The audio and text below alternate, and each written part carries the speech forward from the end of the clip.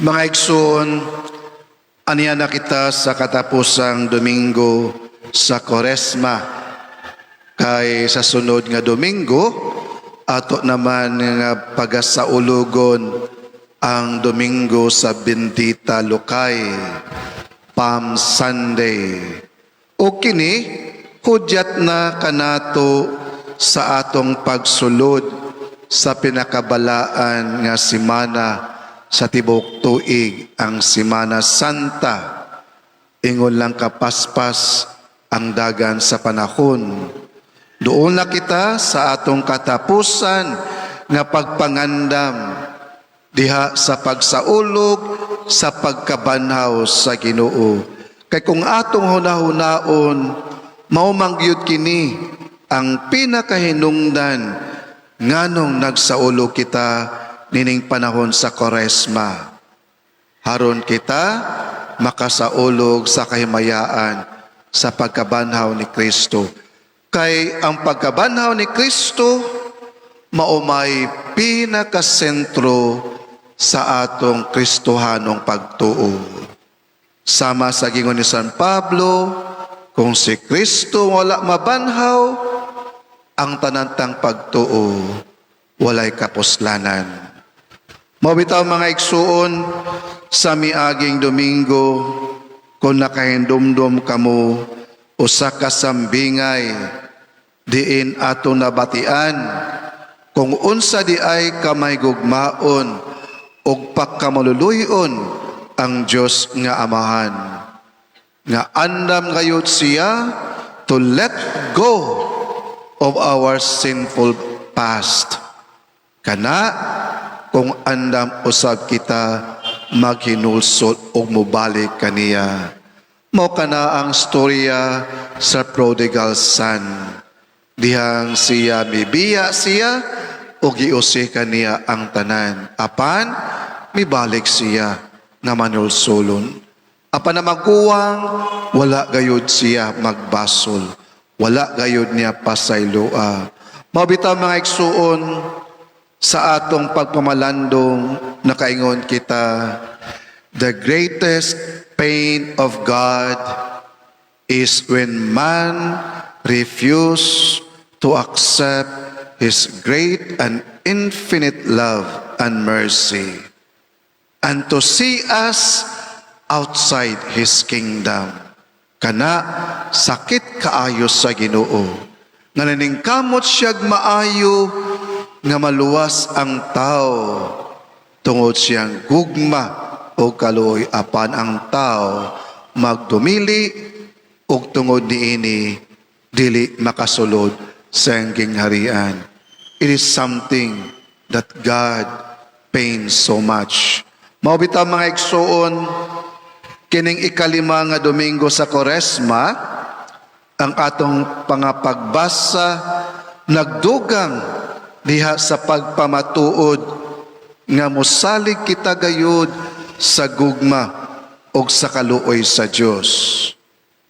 Diha sa unang pagbasa sa libro ni Propeta Isaias, ang Diyos nagpahinumdum sa katawan sa Israel sa iyang mga gibuhat, aron lang sila maluwas sa ilang pagkaulipon.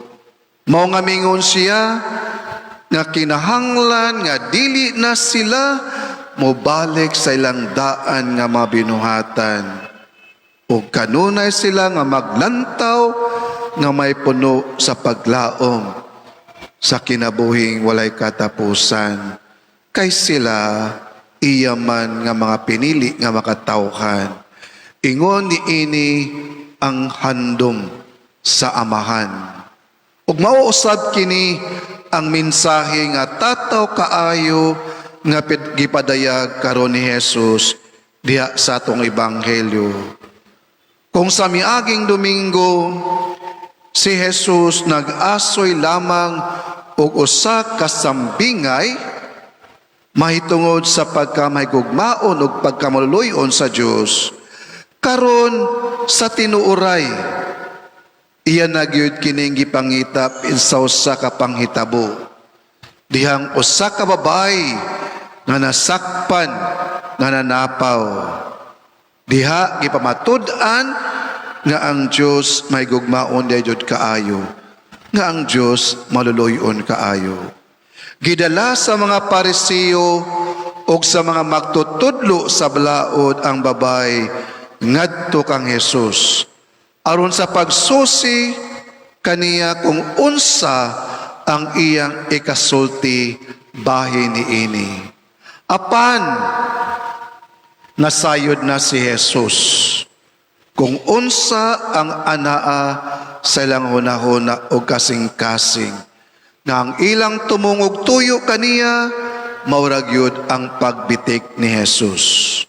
Kay bisan unsay itubag ni Jesus, dili na gayud siya makalusot.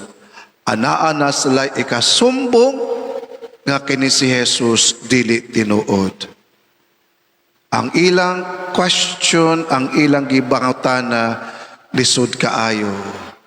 Pero makaingon kita, questionably usab kaayo ang ilang gibuhat. Ngano man, una sa tanan, ngano man kang Jesus nila gidala ang babae. Nga sila man unta ang mga pangulo sa katawhan. Ug sayod sila kung unsa ang balaod ni Moises bahin niini mga butanga. Ang ikaduha, ngano man nga ang babae raman ang gidala aron hukman, asa man ay ang kauban sa babae nga nakasala, nganong siya raman. Mao nga nakita na ni Jesus ang kangilad sa ilang plano. Og tungod ni ini, igo ra gayud si Jesus nga mihilom, mitikubo, og nagsulat sa yuta. Daghan kaayo anak curious. Unsa may gisulat ni Jesus sa yuta? Unsa? Ana ay mga biblical comments, mga biblical scholars nga nag-interpret sila. Mingon sila ang gisulat ni Jesus mao ang mga sala sa tao nga naghusgar sa babae.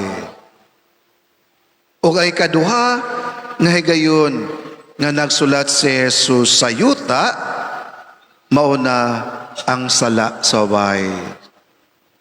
Ug ang buot nila nga ipasabot ni ini nga dali ra kaayo mapapas sa Dios ang tanan nga mga sala.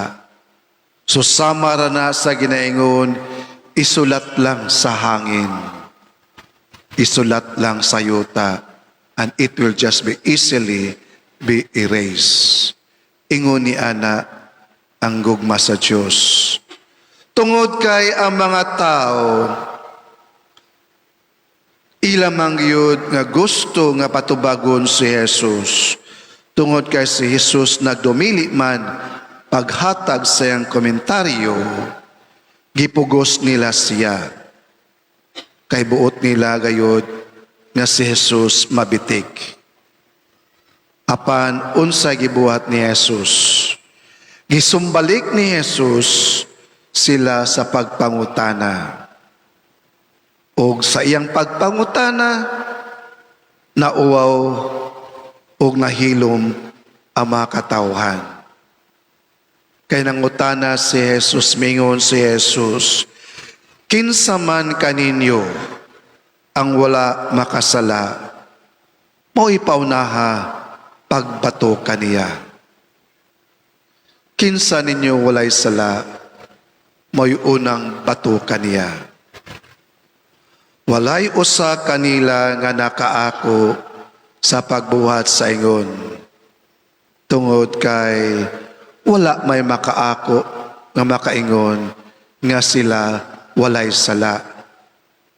Tungod kay sigon sa ilang pagtuo, ang tao gani nga moingon nga siya walay sala, kining tawhana angay batuon og patyon. That's why they cannot afford nga makaingon sila nga wala sila basin sila ang una nga batuon sa mga tao og patsyon. Mao nga sugod sa mga tigulang nag-ihay sila pagpamahawa. Ilang gibuhian ang ilang mga bato nga ilan nang gikuptan andam na para pagbato sa babae. Apan usa-usa kanila mubuhi sa bato ug milakaw. The voice of the angry crowd in the beginning filled silence. Namingaw. Og si Jesus og ang babae na lang ang nabilin. Og bisan si Jesus nga walay sala, wala makaako sa pagsilot kaniya. Apan iyang giingnan o iyang gipahamatngunan ang babae. Lakaw o ayaw na pagpakasala. So meaning to say, Jesus did not tolerate siyang gibuhat. Wala makagusto siyang gibuhat, apan gipasaylo siya sa Ginoo. Mga igsuon, kini nagpahinumdum sa tagsa-tagsa kanato, nga wala gayoy usa kanato diri, nga may katungod sa paghukom sa atong isig katawo. Bisan unsa siguro kasasala ang tao, wala kitay igo nga rason nga motulisok kaniya. Kay kitang tanan atubangan sa Dios mga makasasala usab.